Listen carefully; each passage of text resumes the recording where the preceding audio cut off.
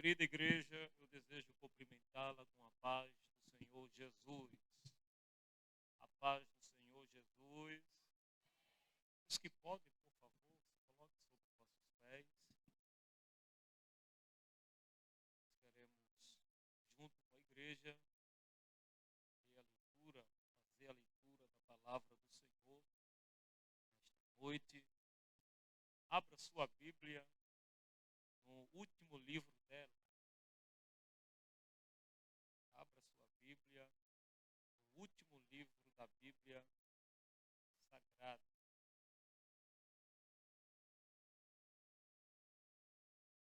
Livro do Apocalipse. Capítulo de número 8.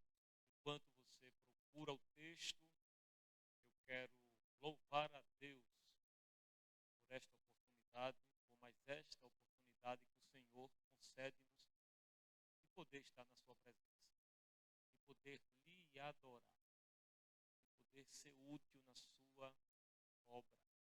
Louvar a Deus pela vida do anjo da igreja, nosso amado pastor presidente, que está ausente por motivos de compromisso com a obra do Senhor, está em uma outra atividade, em uma outra igreja, mas com certeza o seu coração em oração está conosco. Como bem falou o evangelista, ele está aqui bem representado, tanto pelo ministério da igreja, quanto pela missionária Sandra. Quando ele deu um abraço ali, Juvenal, onde é que eu tirei Juvenal?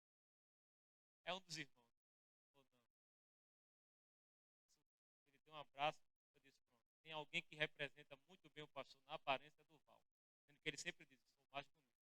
Eu sei que a irmã Sandra concorda com isso também. Não, o pastor diz que é mais bonito. Pronto. Amém, querido? Deus abençoe. Val. Lá nos Gideões, o pastor pregou, de repente alguém chegou para ele e disse, rapaz, recebeu profecia no lugar do pastor, pensando que era pastor. Glória a Deus. Deus abençoe os companheiros. No nome de Jesus, pastor Evaristo, Givson, toda a igreja do Senhor. Quem achou, diga glória a Deus. Capítulo 8, versículo de número 13. Depois a gente vai ler o capítulo 9 e alguns versículos da palavra do Senhor.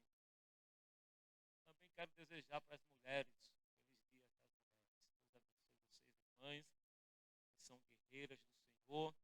Que Deus continue abençoando as suas vidas. As mulheres que são responsáveis para a reprodução da face da terra. Deus abençoe vocês.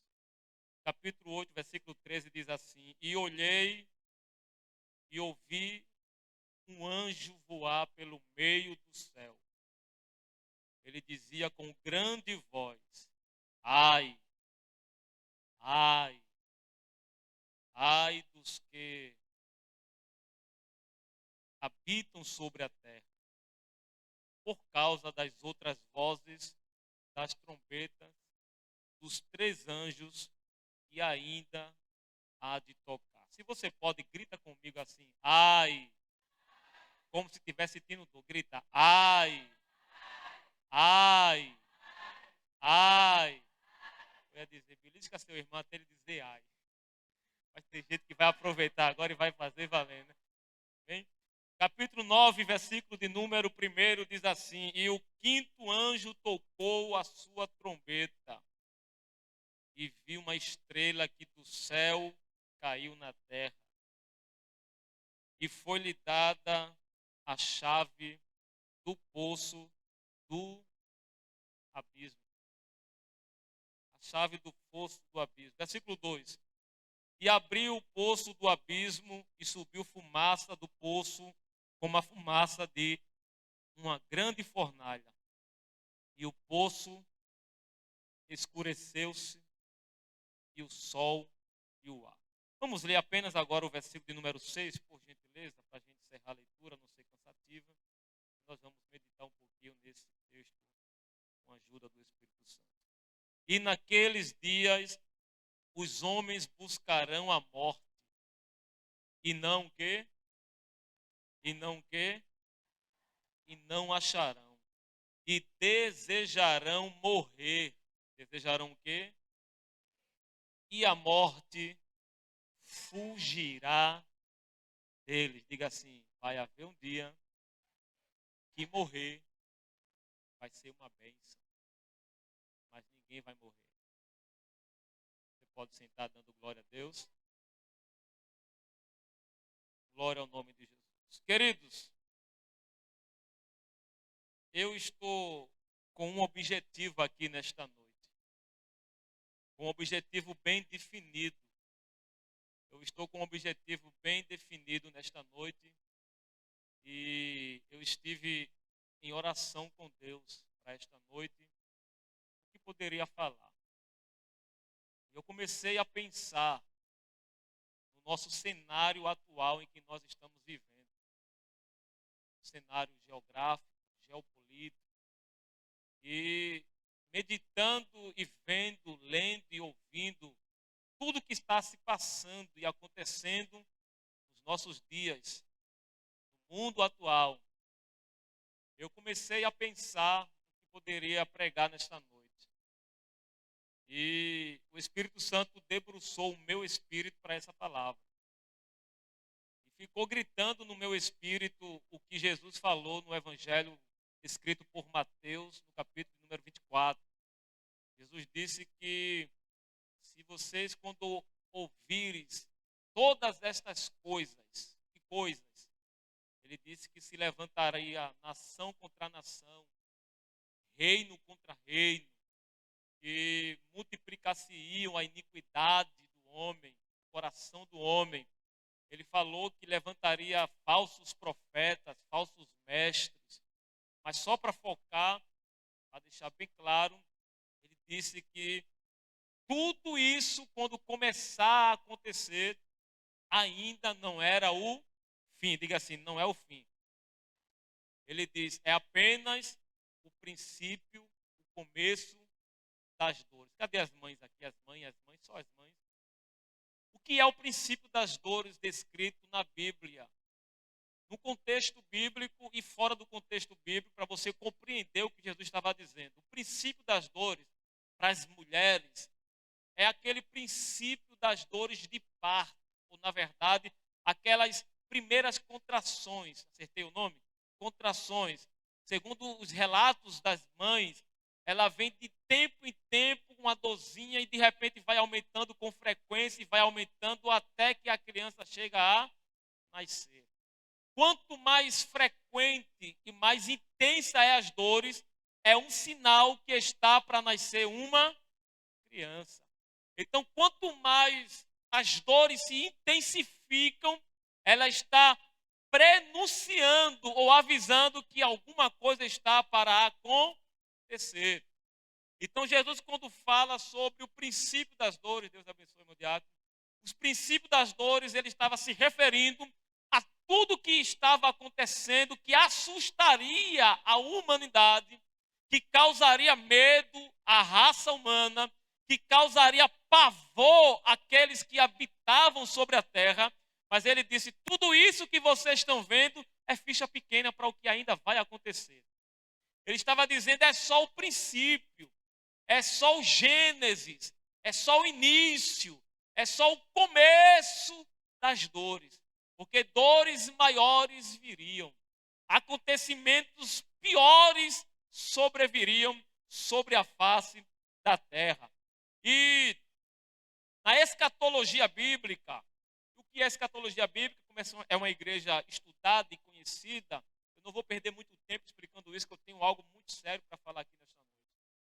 A escatologia bíblica, em resumo, é o ensino das últimas coisas. Diga assim, escatologia é o ensino das últimas coisas, ou das coisas que hão de acontecer ou hão de vir. Então, quais são os principais eventos escatológicos? O primeiro é o arrebatamento da igreja. Diga assim, o primeiro evento escatológico é o arrebatamento da igreja. Tudo inicia-se após o rapto da igreja. O primeiro evento que acontecerá na escatologia bíblica, os principais eventos, é o arrebatamento da igreja. O segundo evento na cronologia bíblica é a grande tribulação. Diga assim, grande tribulação. O terceiro evento é a segunda vinda de Cristo. O quarto evento é o milênio. O último evento é os novos céus e nova terra. Por que estudar a escatologia bíblica? Eu tenho muita coisa para falar, mas eu vou ser bem sucinto, mas eu tenho uma palavra de Deus para a gente aqui. Só vai esmunhaçando, mastigando para você compreender e dar glória a Deus com entendimento. Tá? Por que estudar a escatologia bíblica? É um livro, o livro de Apocalipse é um livro que pouca gente gosta de estudar. Pouca gente tem, talvez não é a falta de interesse, mas por conta da sua dificuldade de linguagem, ela é um livro pouco procurado para se entender e para se estudar. Mas por que se deve estudar o Apocalipse ou a escatologia bíblica? Em primeiro lugar, porque devemos guardar, diga assim, porque devemos guardar todo o ensino das Escrituras, para não sermos enganados pelos falsos mestres. Em segundo lugar, porque deve estudar a escatologia bíblica, para ser consolado, exortado e edificado. Por que consolado? Porque a terra está um pavor. E por que eu vou ser consolado quando eu estudo a escatologia bíblica? Porque quando eu estudo a escatologia bíblica, eu vejo na palavra o fim de tudo. E o fim de tudo é o céu de glória que nos espera. Porque eu devo estudar a escatologia bíblica para conhecer e não ser enganado pelos falsos mestres. Em segundo lugar, para consolar a minha alma, porque eu tenho conhecimento que melhor é o fim das coisas do que o princípio dela. Porque eu devo ser consolado com essa palavra, porque a igreja sabe que por mais que passamos por privações, por angústias e aflições, Jesus preparou um dia para consolar a noiva amada. Diga glória a Deus. E em último lugar, para sermos capazes de conhecer os sinais e assim estarmos preparados para um período chamado arrebatamento. Todo mundo entendeu até aqui? Diga glória a Deus. Então, um dos principais eventos da escatologia bíblica é conhecido como a grande tribulação. E o que é a grande tribulação? Em resumo, será um período, segundo o que o próprio mestre falou, na humanidade que nunca houve antes. E depois desse dia, nunca mais haverá um dia ou um período tão terrível como esse. É o período chamado Grande Tribulação. É um período na sua totalidade de 7 anos, dividido em 2 períodos, 3 anos e meio. Os primeiros 3 anos e meio desse período chamado Grande Tribulação é conhecido como falsa paz, onde a terra estará desfrutando de uma falsa liberdade, de uma falsa paz, de uma falsa alegria. Terá emprego para todo mundo, diga misericórdia. Sabe por que terá emprego para todo mundo? Porque a maioria, só aqui no Brasil, a maioria da humanidade é constituída pelos evangélicos. Então, na terra será arrebatado a maioria dos crentes. Então, vai sobrar emprego para todo mundo, porque quem é dono de empresa vai deixar para alguém aqui na terra. Então, observe, é um período que vai acontecer, onde falsa paz acontecerá. Primeiros 3 anos e meio. O segundo período é propriamente dito o período conhecido como a grande tribulação. É onde coisas terríveis acontecerá. Onde catástrofes assolará, pastor Jandimar, o senhor que é um teólogo, sobre a terra. Pastor Gibson, acontecerá dias de angústias. Pastor Evaristo, dias que, segundo o que nós lemos aqui, o homem desejará a morte do Val. O homem, para desejar a morte, é porque o que vai acontecer nesse período é algo terrível. Vamos entender um pouquinho sobre isso agora? Diga amém. No texto que nós lemos, conhecido como Apocalipse, no capítulo de número 8, versículo número 13, diz assim: E olhei e ouvi um anjo, com a Bíblia aberta, por favor, para você entender agora o que a gente vai começar a pregar. Olhei e ouvi um anjo voar pelo meio do céu. Isso é João escrevendo e dizendo assim: eu vi um anjo. E esse anjo estava localizado aonde? Quem está com a Bíblia aberta, diga assim: no meio do céu. Esse anjo que João viu no meio do céu, ele está gritando, diga, ele está gritando. E o grito dele é um grito que causa pavor e terror. Por quê? No grito, diz a Bíblia que ele começa a dizer: ai! Ai! Ai dos que habitam sobre a terra. Esse grito desse anjo que está voando pelo meio do céu em Apocalipse 8:13, ele está trazendo uma mensagem para os que habitam na terra. E é uma mensagem apavoradora. É mensagem de terror. Ele grita dizendo: ai! Ai dos que habitam sobre a terra. E ele diz por quê, missionária Sandra? Ele diz por causa das vozes, das trombetas que ainda hão de tocar. No total, são 7 trombetas. Quantas trombetas, igreja? 7 trombetas. No capítulo 8, antes do versículo 13, no contexto, você vai ler depois, já se tocaram 4 trombetas. Quantas trombetas já tocaram aqui? 4 trombetas foram tocadas pelo anjo. Essas trombetas você vai ver no capítulo 8, por favor. No versículo número 7 diz assim: e o primeiro anjo tocou a sua trombeta. Quando a primeira trombeta tocou, o que acontece na terra? Observe cá, todas as vezes que a trombeta é tocada, uma reação na terra vai acontecer. Juízo sobre a terra vai cair. E o primeiro anjo, no versículo 7, toca essa trombeta. E diz assim, ó: e houve saraiva e fogo, misturado com o quê? Com sangue. E foi lançado aonde? Diga, na terra. E foi queimado na sua terça parte das árvores, e toda a erva verde foi queimada. Na primeira trombeta que o anjo toca, vai cair uma grande bola de fogo, uma saraiva de fogo misturada com sangue, diretamente na terça parte da natureza. E segundo a Bíblia, vai queimar, vai ferir a terça parte de toda a vegetação. O que significa dizer que boa parte da terra faltará alimento. Boa parte da humanidade não terá facilidade para se alimentar. Isso é só o primeiro toque da trombeta. Ela vai ferir a vegetação. Diga assim, a vegetação.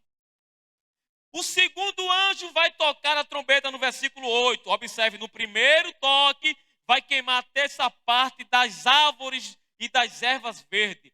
No segundo toque da trombeta do segundo anjo, no versículo 8, diz assim: e o segundo anjo tocou a sua trombeta. E foi lançado aonde? No mar. O quê? Uma coisa grande, ou um monte ardendo em fogo. E tornou-se em sangue a terça parte do mar. E o versículo 9 continua: e morreu a terça parte das criaturas que tinha vida no mar.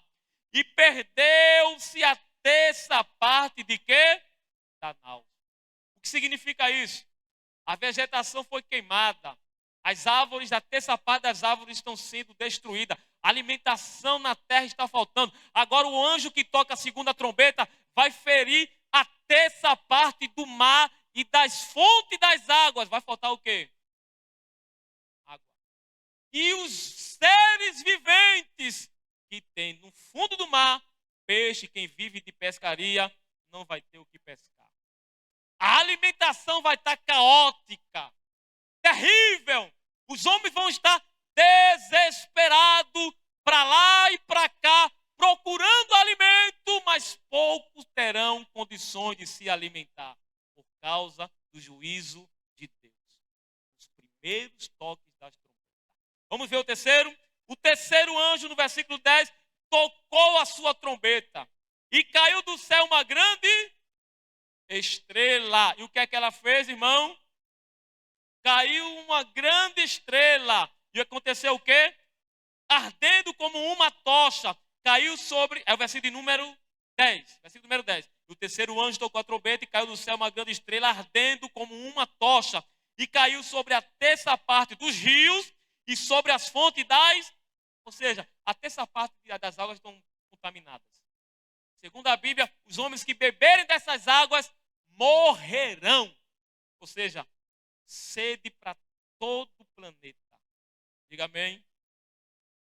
Versículo 11 diz assim: e o nome da estrela que caiu no toque da trombeta é absinto, e a terça parte das águas tornou-se em absinto. E muitos homens morreram das águas, porque se tornaram amargas. Ou seja, águas estão amargas. Agora não tem comida na vegetação.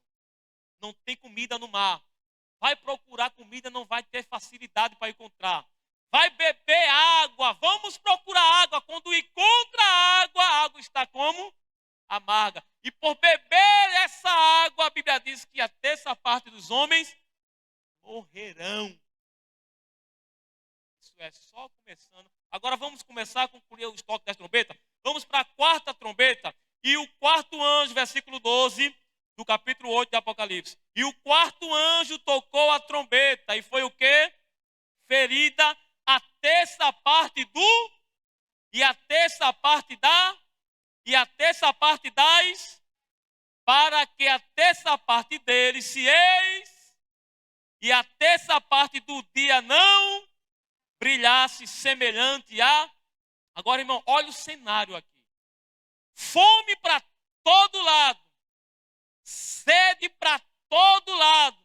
E uma densas trevas. Porque agora, quando o anjo toca a trombeta, a terça parte das estrelas escurece. A terça parte do sol escurece. A terça parte da lua escurece. Ou seja, uma escuridão terrível. A dificuldade de se locomover. Quem está procurando comida no meio de uma escuridão terrível vai ter dificuldades terríveis. Agora os irmãos entendam que até o quarto anjo tocar a quarta trombeta, tudo que está acontecendo está ferindo apenas o céu e a terra. A vegetação está sendo tocada. Os céus estão sendo tocados. Diretamente, nenhum homem está sendo tocado pelo toque da trombeta ainda. Apenas indiretamente, porque está tendo fome, está tendo sede, está tendo escuridão. Diretamente, nenhum homem está sendo tocado. Agora que tocou as quatro trombetas, olha para o versículo 13. E olhei, o que a gente leu. E ouvi um anjo voando pelo meio do céu, dizendo com grande voz: ai! Agora você vai entender o porquê dos três ai. Ai! Ai dos que habitam sobre a terra. Ele explica: por causa das outras vozes das trombetas, dos três anjos que ainda hão de tocar. Irmãos, até agora as quatro trombetas só tocou céus e terra. Quando esse anjo vem com o anúncio da mensagem, ele diz assim: ai, ai, ai dos que habitam sobre a terra. Por quê? Porque a partir de agora, quando as trombetas começarem a tocar, não vai ser os céus que vão ser tocados. Não vai ser a natureza, as vegetações, melhor, que vai ser atingida pelo juízo da ira de Deus. Não será as águas que serão tocadas. Agora vai ser diretamente o homem. É por isso que a expressão ai é a expressão de quem está sentindo dores terríveis. Vamos ler? Capítulo 9, versículo de número 1.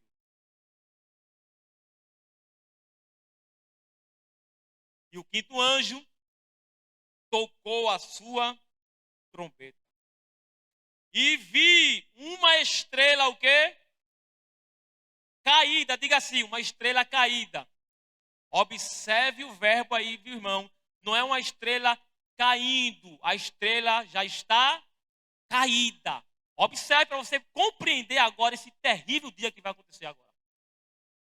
A estrela caída sobre a terra. Ele diz, João está dizendo, eu vi uma estrela que do céu caiu na terra. E essa estrela foi dado a ela a chave, diga assim, uma chave do poço do abismo. Só para você compreender, que eu sei que você é inteligente. Essa estrela aqui não está se referindo a um astro. Não está se referindo a estrelas que nós vimos. Não. Essa estrela aqui representa alguém, alguma coisa. Quem representa, pastor Eduardo? Veja Apocalipse capítulo 20, rapidinho, por favor. Eu vou ler Apocalipse capítulo 20, versículo de número 1. E vi descer do céu um anjo que tinha a chave do abismo e uma grande cadeia na sua mão. Ele prendeu no abismo o dragão, a antiga serpente, que é quem? O diabo e Satanás. E amarrou por quantos anos? Por 1000 anos. Agora volta para Apocalipse 9 para você entender isso aqui. Essa estrela caída que João está vendo é ninguém mais, ninguém menos do que Satanás. Ou, na verdade, do que um espírito demoníaco. Ou, na verdade, segundo a escatologia bíblica, um dos piores espíritos malignos. Ele vai receber uma chave, e chave no Novo Testamento normalmente significa autoridade.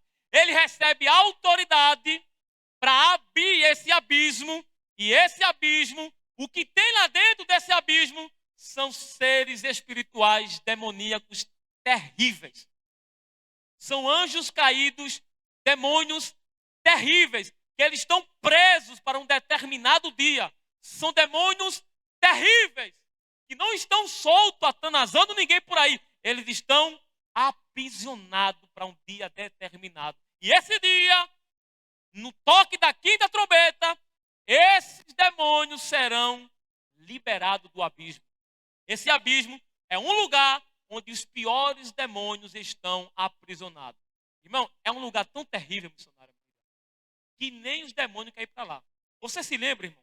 Você se lembra que quando Jesus estava lá em Gadara, pastor Evaristo, ele expulsou aquele demônio daquele cara lá do Gadareno? O pedido que eles fizeram para Jesus, qual foi? Não nos lance aonde, pastor Jerimar? No abismo. Senhor, não nos lança no abismo.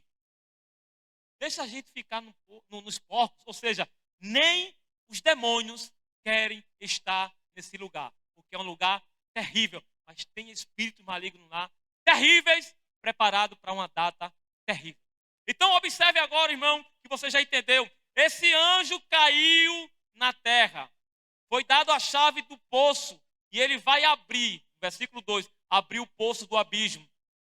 Olha o cenário. Subiu fumaça do poço, como a fumaça de uma grande fornalha. E com a fumaça do poço, escureceu-se o sol e o ar. Observe. E da fumaça vieram quem? Gafanhotos sobre a terra. Irmão, esses gafanhotos aqui é literal. Literal, não tem nada figurado aqui. Linguagem figurada nenhuma. São espíritos, demônios terríveis e malignos que estão sendo liberados desse poço chamado abismo. Estão sendo liberados para atormentar diretamente o homem. Vamos ver o que eles vão fazer? Gafanhotos sobre a terra. E foi-lhes dado, ou seja, foi dado a esses gafanhotos o quê? Poder. Como o poder que tem os escorpiões da terra.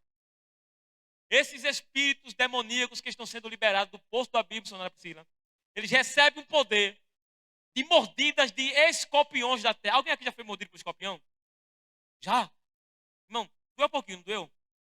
Muito. Qual foi a primeira reação? Ai, não foi essa? Quando esses gafanhotos, que são demônios terríveis, começarem a sobrevoar os homens, a Bíblia diz, versículo 4, e foi-lhe dito, o anjo está dizendo para esses gafanhotos que são espíritos malignos, foi-lhe dito que não fizesse dano nenhum a quem? As aves da terra, porque já sofreu o seu juízo. Nem as verduras alguma, nem a árvore alguma, mas somente a quem? A quem? Aos homens que não têm na testa o sinal de Deus. Olha, irmão, isso aqui é lindo demais. Isso aqui é muito lindo. Eu estou escalado aqui uma terça-feira, não me lembro qual é agora, e eu vou concluir nessa terça-feira. Mas eu vou precisar lhe explicar isso aqui. Esses demônios, é dia 26, parece, dia 26, acho que é a última. Esses demônios agora estão sobrevoando os homens, e ele recebeu poder. E o poder foi: vocês não vão atingir as terras, as árvores, o sol, nada disso. Corra atrás dos homens. Mas antes que eles fossem atrás dos homens, alguém disse: se você vê a marca, se você vê um selo na testa, você respeita esses homens. Se você, na hora que for picar alguém, perceber que esse alguém tem um selo, você não toca, porque selo na Bíblia fala de propriedade. Quando se selava alguma coisa, estava dizendo: eu selei, porque isso aqui é meu e ninguém toca. Quando esses demônios começarem a picar os homens, isso é na grande tribulação. Quando eles começarem a picar os homens e começar a matar os homens, ou na verdade, não mata, o pior, vou explicar isso aqui, ele vai começar a atormentar os homens, picando para lá, picando para cá. Quando ele vê alguém que tem a marca na testa, ele diz: não posso tocar. Eu não tenho autorização de tocar nesse daqui. Por que não? Porque ele pertence a alguém que é mais poderoso do que a gente. Por que não? Porque ele já tem uma marca e essa marca me proíbe de tocar neles. Irmão, dê glória a Deus com entendimento. Você não vai estar aqui na terra, você já vai estar sido arrebatado para as mansões celestiais. Mas ainda haverá alguns por aqui, alguns desapercebidos que não vigiaram, que estão na terra, mas que vão ser selados por Deus, vão passar por tormentos algumas vezes, mas nesse momento, porque vão ser fiel, mesmo em meio a dores, o céu vai dizer: vocês não vão ser tocados, vocês vão ser protegidos, vocês vão ser blindados, porque a poderosa vontade de Deus é que os seus servos fiéis não passem por aquilo que a terra ainda há de experimentar. Então, observe, os gafanhotos estão para lá e para cá picando toda a raça humana que não tem a marca, que não tem o selo, que não tem o selo de propriedade exclusiva de Deus. Esse selo hoje é representado pelo sangue do Cordeiro de Deus. Satanás vai na tua casa e diz assim: eu vou matar ela. Quando ele chega, ele vê a marca do sangue estampado sobre a sua vida. Satanás vai lá e diz assim: agora eu vou acabar com a vida dele, mas vê a marca do sangue espargida uma vez na sua vida e não tem autorização para tocar na sua vida, porque você é propriedade exclusiva do Todo-Poderoso. Levanta a mão para dar glória a Deus com essa palavra que eu vou liberar para você. 1000 cairão a teu lado, 10.000 à tua direita. Toda a ferramenta preparada contra a sua vida, toda arma preparada e forjada do diabo contra a sua família, contra a sua história, será neutralizada pelo sangue que te comprou, mas pelo sangue que também te protege. O sangue que te purifica é o mesmo sangue que te blinda. O sangue que te lava é o mesmo sangue que te protege. Oh, irmão, se você soubesse quão poderoso é o sangue do Cordeiro. Enquanto eu estou falando desse sangue, está havendo uma raiva no inferno dizendo: para de falar desse sangue, porque o sangue foi derramado para salvar a sua vida, mas determinou a derrota do diabo. Quem tem a marca do sangue, eu não vou perguntar quem tem a marca da promessa, porque quem tem marca de promessa se apaga, mas a marca do sangue, que não foi escrita com tinta, foi escrita com tinta do sangue no Calvário. Olha para teu irmão e diga assim: nenhum mal te sucederá, nem praga alguma chegará à tua tenda, porque o sangue do Cordeiro, o sangue do Cordeiro te protege. O sangue do Cordeiro te protege. Vamos começar a concluir aqui. Esses demônios demoníacos estão atormentando todos os homens que não têm a marca do selo. E o tormento é tão grande.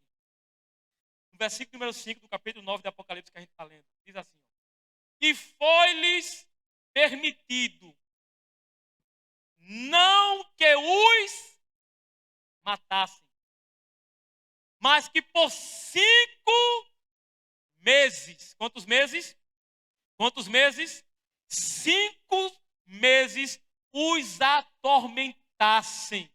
E o seu tormento era semelhante ao tormento do escorpião quando fere o homem. Irmão, o escorpião aqui terreno, quando ferra alguém, dói. Imagina esses espíritos perversos demoníacos. Quando eles estão picando o homem por 5 meses, será um período terrível. Eu falei no início que morrer será um alívio. Os homens gritarão, evangelista Manatiel. Segundo o livro de Apocalipse, sabe qual é o grito? Ele olha para os montes, ele olha para os rochedos, para as montanhas, e eles gritam que nem loucos por causa do ferro, do veneno, da picada. Eles gritam, pastor Giverson, caiam sobre nós, nos matem. E o texto ainda diz assim, olha o grito dele, e nos esconda da ira do Cordeiro. Eu preciso dizer isso aqui. Eu preciso dizer isso aqui para a raça humana que me escuta, para os servos de Deus aqui e para aqueles que hão de me ouvir aí fora. Hoje vocês blasfemam, hoje vocês zombam, hoje vocês rejeitam, hoje vocês pegam o símbolo de Jesus, colocam na avenida de escola de samba, hoje vocês fazem o que quer, hoje vocês escarnecem do Salvador, mas haverá um dia que a ira do Cordeiro cairá sobre a raça humana.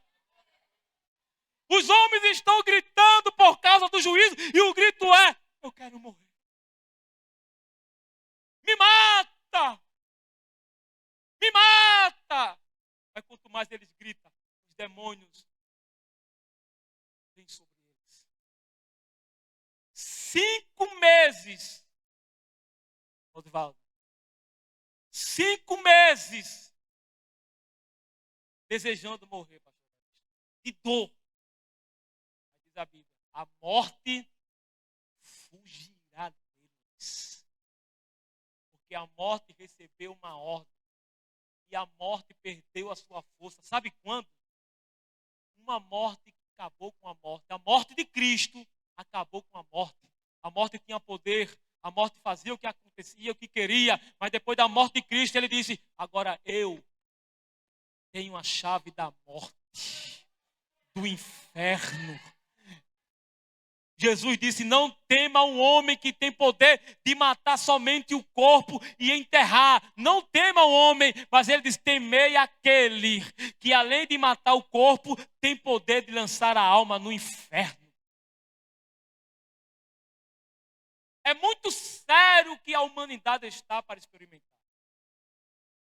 É terrível o que está para vir sobre a raça humana. Fome, pestes, terremotos, guerras estão acontecendo sobre a terra aí afora.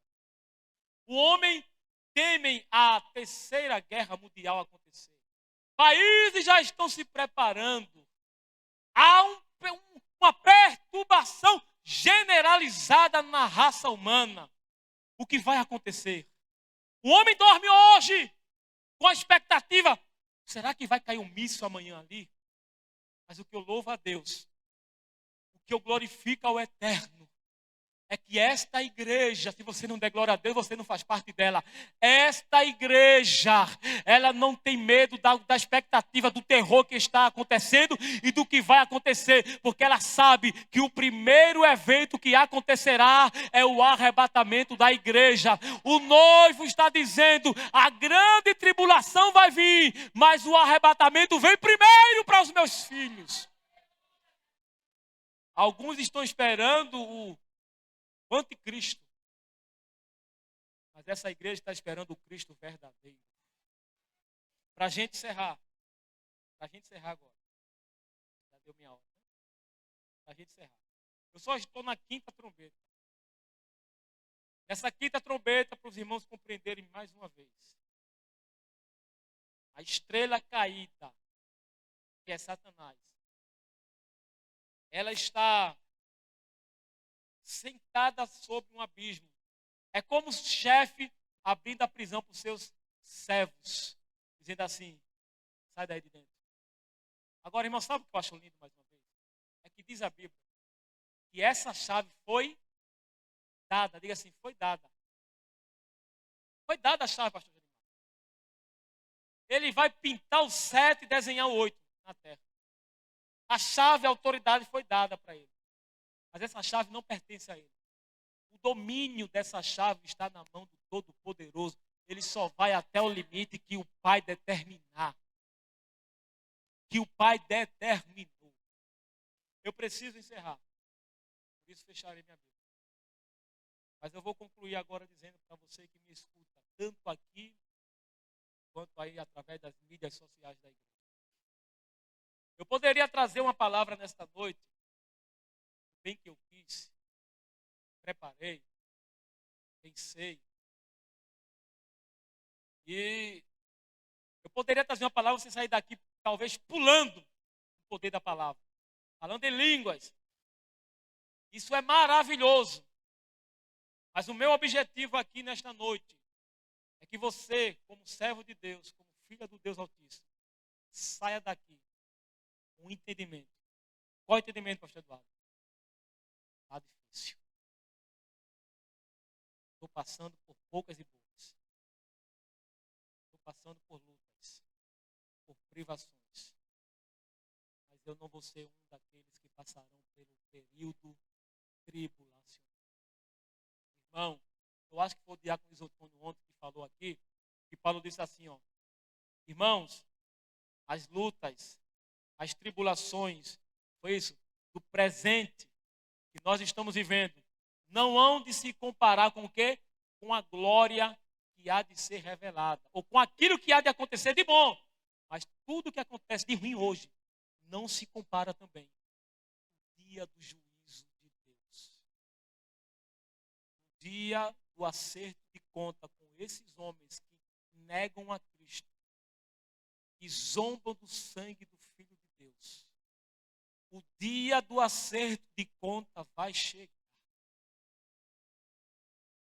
Eu entendo que a primeira letra do dicionário divino, A de amor, será arrancada. M de misericórdia será arrancada. G da graça será tirada. Agora entrará nesse período J de juízo. E diz a Bíblia: como escaparemos nós se não atentarmos para uma tão grande salvação? Só existe um meio, só existe um caminho para escapar do grande dia da ira de Deus.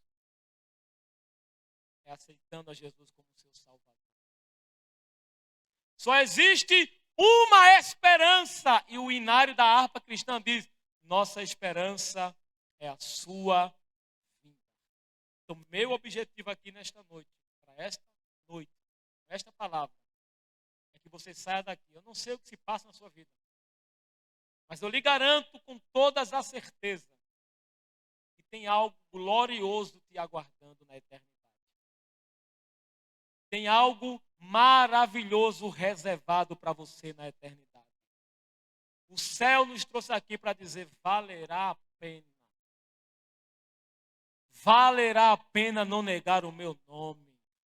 Valerá a pena sofrer pelo Evangelho. Valerá a pena ser escanteado, ser escarnecido por causa do nome de Cristo, porque grande é a sua recompensa no reino dos céus. Eu posso te convidar de pé, por favor? Eu vou fazer uma oração.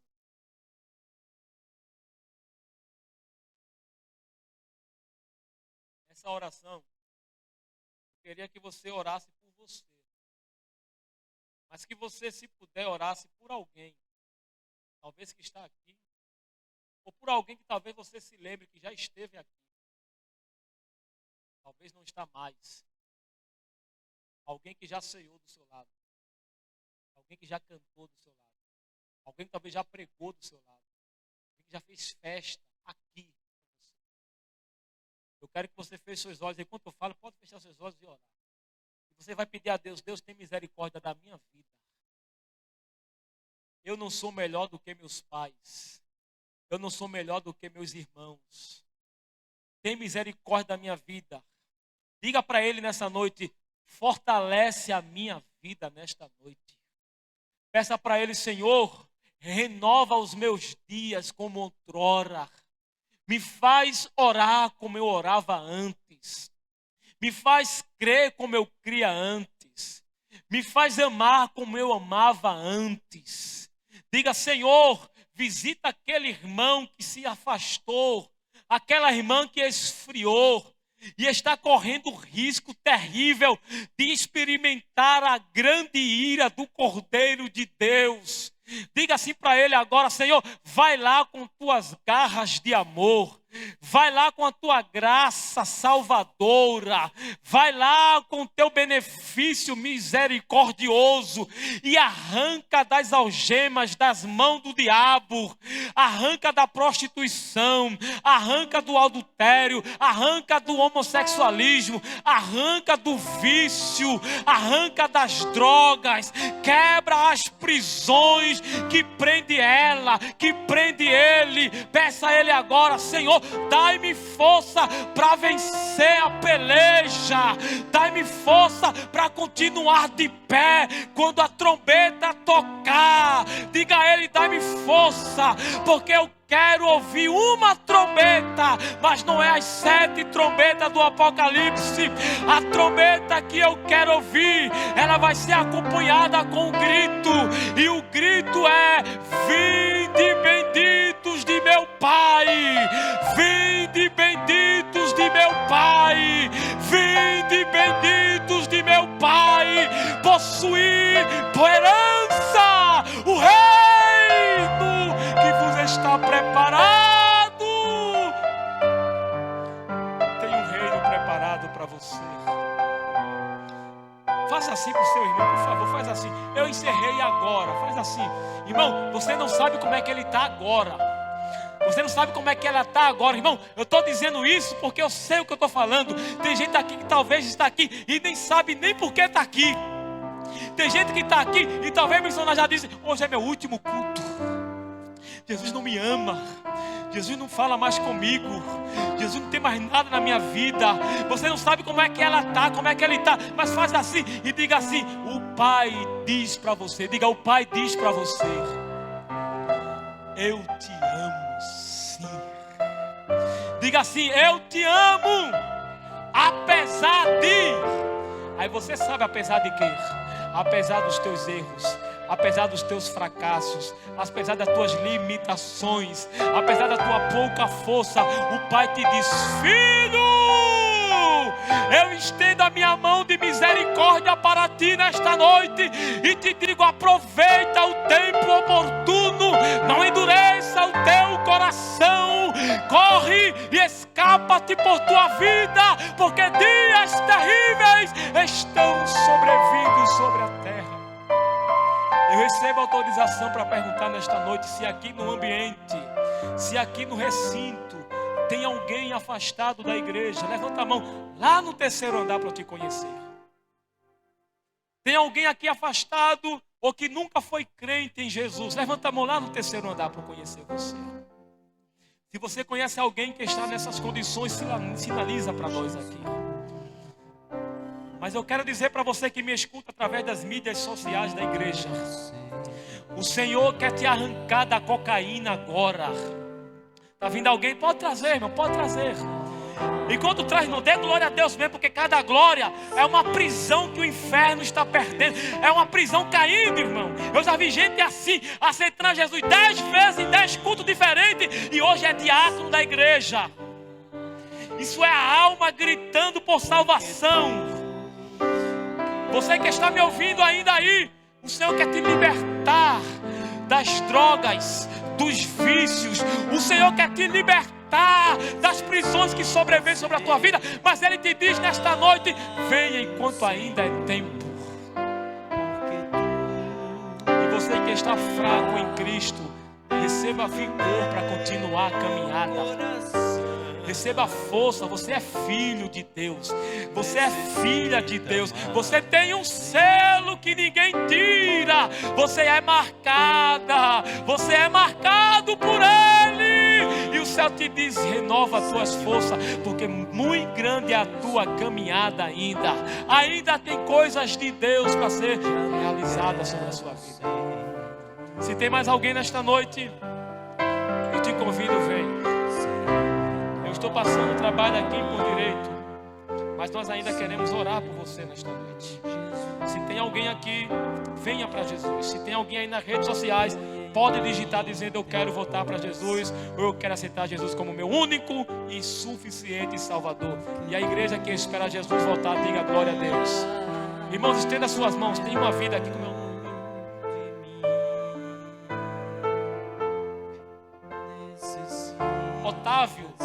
Otávio, olha para mim.